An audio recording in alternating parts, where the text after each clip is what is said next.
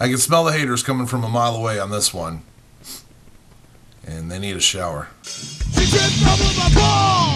Hey camera, it's CJ, and there's a lot of hubbub and controversy going on right now, and I'm not referring to Brittany Murphy's death. Instead, I'm referencing the likely sale of the Thomson Prison to the federal government for the purpose of housing Guantanamo Bay detainees. And this is being done in order to fulfill President Obama's promise that he would close Guantanamo Bay. Now, obviously, you can understand why this would be a big deal. Number one, it brings terrorists and suspected terrorists right to our backyard. Here's a Google map showing exactly how close to my backyard that really is. Now, going by Google's driving directions, that is about an hour and 16 minutes away. Now, before I go and let loose my opinion on this whole situation, let's discuss a couple of things. Because as soon as I tell you how I feel about it, 50% of you are going to stop listening and start posting hate comments. First, these detainees or enemy combatants need to be tried for their crimes. Just because they're not citizens of this country doesn't mean that they don't deserve a fair trial with facts being presented and a judgment being reached. Just because they are considered as enemy combatants doesn't necessarily mean that they are. I've said this before, I don't believe every little thing that's told to me just because of who says it or just the fact that I should just because. And history says that after World War II, people were tried for their crimes, and that sets the precedent going forward. Secondly, they need to go somewhere. Now, I know most people in the US would be completely happy if they were just left in Cuba and never heard from again, or as some racists have suggested, to just have them killed outright. But the president has promised to close Gitmo, and that is going to happen. He's not just going to flip on this issue, so let's just go ahead and assume that this is how it's going to be. And also, bringing him here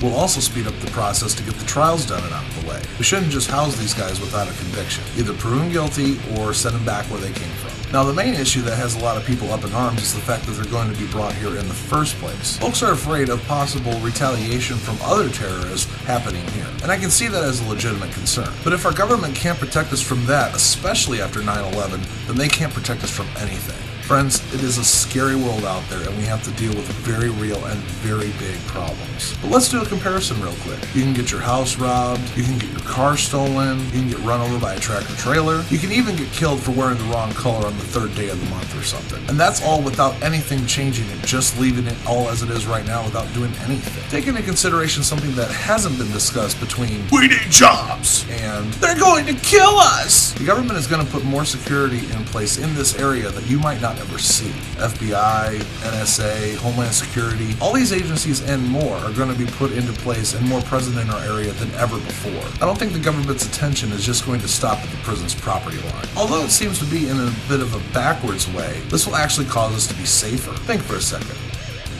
Other than terrorists, who doesn't want to get the attention of the FBI, the NSA, and so on?